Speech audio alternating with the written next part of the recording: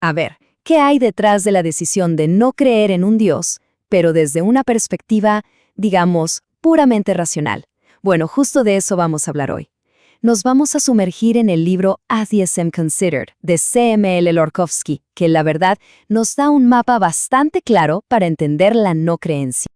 Ok, este es nuestro plan de vuelo. Vamos a empezar con algo fundamental, las reglas de la creencia. De ahí pasamos a un punto clave, la carga de la prueba. Luego, nos metemos de lleno a analizar las razones a favor de un Dios y, claro, las razones en contra de la religión. Todo esto nos va a llevar a explorar una cosmovisión naturalista y, al final, a entender cuál es el verdadero objetivo de todo este análisis. Bien, empecemos por el principio.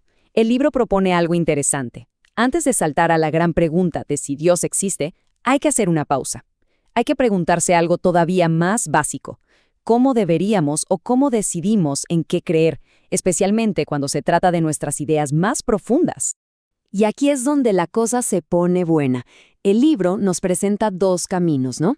Por un lado, la creencia que se basa en la fe, y por otro, una que se apoya en la evidencia. A esto se le llama evidencialismo. Y el punto central es que al final del día, lo que creemos no se queda solo en nuestra cabeza, para nada. Guía lo que hacemos y nuestras acciones, pues, impactan a los demás. Así que desde esta perspectiva, hay como una especie de responsabilidad de que nuestras creencias tengan un buen respaldo. Ok, esto es importante. El libro distingue entre simplemente no creer y lo que llama una no creencia considerada. No es solo, no sé, una falta de creencia pasiva. Es más bien una conclusión a la que se llega activamente y se hace, digamos, en dos etapas. Primero, se revisan las razones a favor de la existencia de un Dios y se ve si son convincentes. Y segundo, se presentan argumentos en contra. Es un proceso mucho más activo. Muy bien. Esto nos lleva a un concepto que es clave en cualquier discusión seria. Antes de siquiera mirar la evidencia, hay que definir algo. ¿Quién tiene que demostrar su punto? O sea, ¿quién tiene la carga de la prueba? Y para que quede súper claro, el libro usa un ejemplo del mundo legal que todos conocemos, la presunción de inocencia. Pensemos en un juicio. La fiscalía es la que tiene que probar que alguien es culpable. Si no lo consigue, la persona es declarada inocente. Ojo, no porque se haya demostrado su inocencia, sino porque la culpabilidad nunca se pudo probar. Esa es la posición por defecto. Entonces, la pregunta del millón es, ¿cómo aplicamos esta idea al debate sobre la existencia de Dios? Bueno, según el libro, la respuesta es bastante directa. La carga de la prueba la tiene quien afirma que algo existe. El ejemplo clásico es este. Si yo digo que tengo un dragón invisible en el garage, pues me toca a mí demostrarlo, ¿no? La lógica aquí es que lo mismo aplica para una entidad tan extraordinaria como un Dios. Quien afirma que existe, tiene que presentar las pruebas. Perfecto. Con esas reglas ya claras, vamos al primer paso del proceso. Vamos a examinar los argumentos clásicos a favor de la existencia de Dios. Y nos vamos a enfocar en los argumentos de la llamada teología natural, que son aquellos que intentan llegar a Dios solo con la razón y la lógica, sin basarse en libros sagrados ni revelaciones. A lo largo de la historia, los filósofos han organizado estos argumentos en, básicamente, tres grandes grupos. Están los ontológicos, que se basan en la pura definición de Dios. Luego, los cosmológicos, que miran al universo y se preguntan ¿por qué existe? Y finalmente, los argumentos del diseño, que se fijan en lo complejo que parece todo en la naturaleza. Miren. Este es un ejemplo perfecto del argumento ontológico. Es un poco un trabalenguas, pero la idea es, si definimos a Dios como el ser más grandioso posible y existir en la realidad es más grandioso que existir solo en la mente, entonces, para ser el más grandioso, tiene que existir de verdad. Suena astuto, ¿verdad? Pero la crítica que presenta el libro es muy potente. No se puede hacer que algo exista solo con definirlo.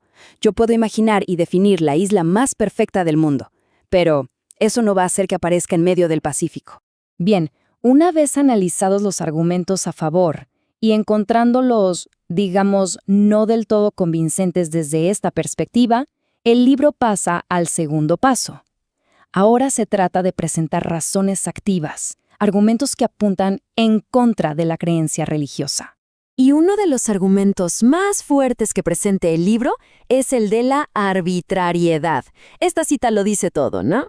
La idea es que si somos honestos, para la gran mayoría de la gente, su religión depende normalmente de dónde y cuándo nació. Es más una cuestión de geografía y cultura que de una elección basada en evidencia. Este punto es central en la crítica del libro, porque, a ver, si la religión que una persona sigue parece depender tanto de su código postal, ¿cómo se sostiene la idea de que una de esas religiones es la única y verdadera para toda la humanidad? Es una pregunta que el libro deja en el aire. Bueno, llegados a este punto, si el análisis lleva a una persona a dejar de lado las explicaciones sobrenaturales, la pregunta obvia es, ¿y ahora qué? ¿Qué visión del mundo queda? El libro propone una alternativa positiva, una cosmovisión llamada naturalismo. Y que quede claro, el naturalismo no es solo decir no creo en esto o aquello, es una afirmación, una idea positiva sobre cómo es la realidad.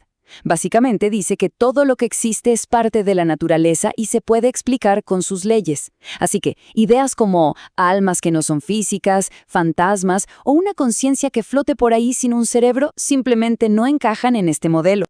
Esta tabla lo resume genial. Fíjense en el contraste. Frente a las grandes preguntas, ¿de dónde viene la moral? ¿Qué es la conciencia? ¿Cómo empezó el universo? La explicación naturalista no busca fuera del mundo que podemos observar. En vez de mandatos divinos, piensa en empatía y razón. En vez de un alma, piensa en cómo funciona nuestro increíble cerebro. Y en vez de un creador, busca respuestas en la física, como la teoría del Big Bang. Y con esto llegamos a la recta final, a la conclusión del libro. Y aquí es donde se revela el verdadero objetivo de todo este recorrido, que por cierto no es convencer a nadie de nada, sino algo mucho más fundamental. Y para entender por qué es tan importante, miren este número. Más de 1.000 millones de personas. No estamos hablando de un grupo pequeño o marginal. La no creencia es, de hecho, una de las posturas demográficas más grandes del mundo. El punto del libro es que solo por eso ya merece ser entendida por lo que es, y no simplemente como lo contrario de la creencia. Esta frase lo resume todo. Aquí está el verdadero núcleo del libro. El fin último no es la confrontación, sino tender puentes a través del entendimiento. Se trata de poner sobre la mesa que la no creencia no es un vacío, sino que puede ser una postura con sus propias bases racionales, lógicas y coherentes. Y así termina este análisis, dejándonos con una pregunta para reflexionar. Si la meta es un diálogo basado en la razón, si la tolerancia de verdad empieza por entender al otro, ¿por dónde empezamos? ¿Cuál sería esa primera pregunta que nos podemos hacer unos a otros para iniciar esa conversación en un mundo con tantas divisiones?